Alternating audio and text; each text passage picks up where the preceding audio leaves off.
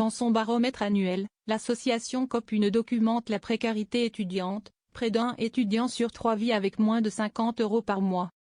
La moitié des étudiants confient avoir déjà sauté un repas par manque d'argent, écrit l'élu du Val-de-Marne dans sa pétition. D'après cette étude, 18% des étudiants disent avoir déjà eu recours à l'aide alimentaire. 60 millions d'euros. Parmi eux, 23% y ont eu recours régulièrement, au moins une fois par semaine, et 42% fréquemment, plusieurs fois par mois.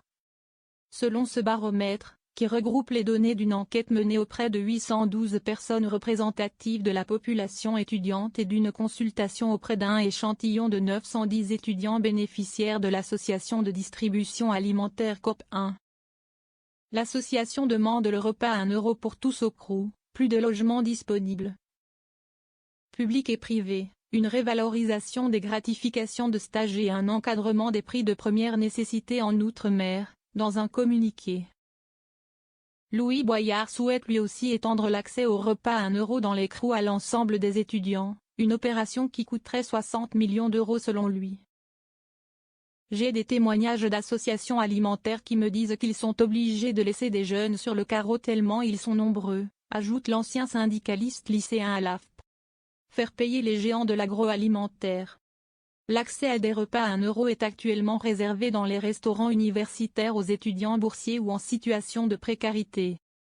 Le débat qu'on devrait avoir à l'Assemblée nationale serait de savoir si on ouvre les CRU le soir. Appuie le jeune député de 24 ans, souhaitant voir les super profits de l'industrie alimentaire être mis à contribution. Si la pétition dépasse les 500 000 signataires, elle pourra faire l'objet d'un débat dans l'hémicycle. Et même sans atteindre le seuil de 500 000 soutiens, la présidence de l'Assemblée renvoie la pétition à une des commissions permanentes du Palais Bourbon. L'année dernière, les socialistes avaient échoué à une voix près à faire adopter à l'Assemblée une proposition de loi visant à généraliser des repas à 1 € maximum dans les sites de restauration universitaire. On veut que les étudiants attrapent les députés par la veste pour leur dire de voter, explique Louis Boyard.